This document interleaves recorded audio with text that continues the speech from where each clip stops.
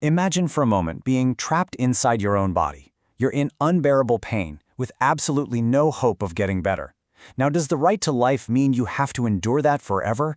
Or does every single one of us also have a right to a dignified death?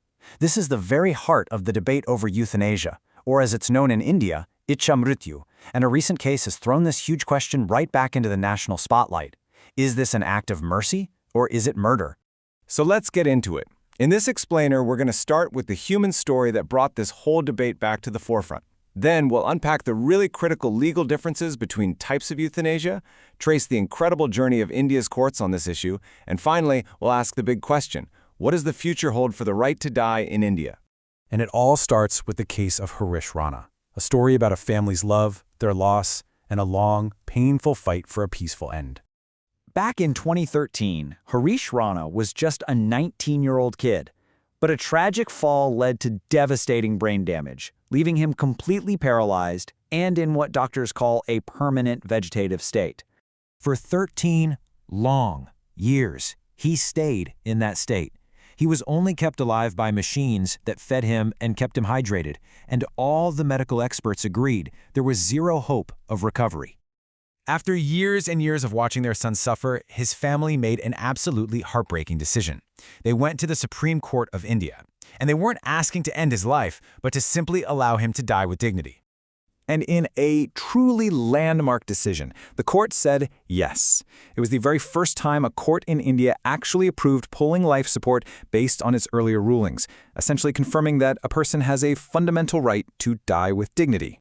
Okay, so what do we actually mean when we're talking about euthanasia? Because the words we use here are incredibly important. In the eyes of the law, not all euthanasia is treated the same, not even close. The word itself actually comes from Greek, and it means good death. It's all about ending a life to relieve someone from suffering they can't escape. But how that life ends, well, that's the critical part. Now this really gets to the heart of it. This is the crucial line that India's legal system has drawn. On one side, you have active euthanasia. That's a direct act, like a lethal injection to cause death. That is illegal. It's considered murder, or what the law calls culpable homicide. But on the other side is passive euthanasia. That's when you withdraw life support and let nature take its course. And that is what the Supreme Court has allowed, but only under very, very strict conditions.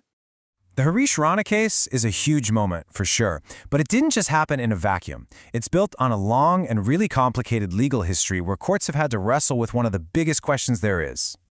And at the core of all of this is Article 21 of the Indian Constitution, the fundamental right to life. For decades, the big question in front of the courts has been this: does that right also include the right to choose a dignified death?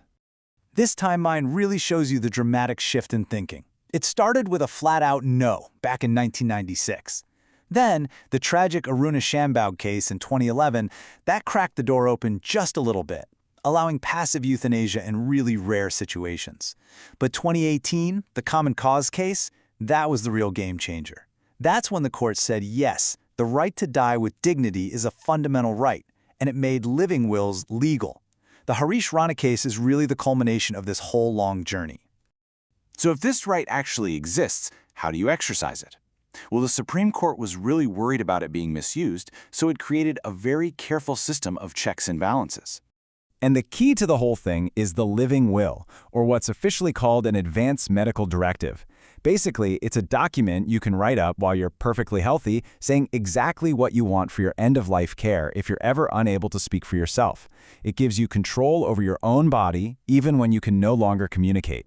And to make absolutely sure the decision to withdraw life support is made with the greatest care, there's a multi-step approval process. It involves 2 separate, independent medical boards, and it's time-bound so things don't get dragged out. The whole system is really built around one main goal: to make sure the final decision is compassionate, medically sound, and completely free from any outside pressure. But this goes way beyond just the law. This whole issue forces us to face our deepest values. And there are powerful, really sincere arguments on both sides of this debate. And this right here, this lays out the ethical battlefield. On one side, you have the argument for personal choice, for autonomy, for the right to a dignified death without endless suffering. But on the other, you have this deeply held belief in the sanctity of life, and a very real fear of a slippery slope, where the most vulnerable people in our society could be put at risk. It's a huge conflict with no easy answers. Now, India isn't struggling with this question all by itself. This is a global conversation, which actually brings us back to a uniquely Indian problem. If you look around the world, you'll see a growing list of countries that have legalized some form of euthanasia, each with its own set of rules. These nations have wrestled with the very same ethical questions as India, and have just come to different conclusions about how to balance the right to life with the right to die with dignity. And this brings us to the most critical point. The Supreme Court itself has said that it's been forced to create these rules because of a legislative vacuum. The judges have basically said again and again that Parliament has just failed to act on this incredibly important issue. The court has warned that without a proper law, these life and death decisions are at risk of being swayed by things that have nothing to do with medicine, like a family being unable to afford care. What the court has done is a stopgap, and the court's frustration really highlights why Parliament has been so hesitant to act. It's a minefield of religious sensitivities, social stigma, and the huge political challenge of writing a law that protects vulnerable people from being taken advantage of. Harish Rana's story has pushed India to a crossroads. This isn't just some abstract legal or philosophical debate anymore. It's a real question about the kind of society we want to be. One that prioritizes life at any and all costs, or one that also values dignity in death. The Supreme Court has opened the door, but the final decision, that rests with the people of India and their elected leaders. It's a debate that really touches our deepest beliefs about life, about death, and about what it really means to be human. So what do you think?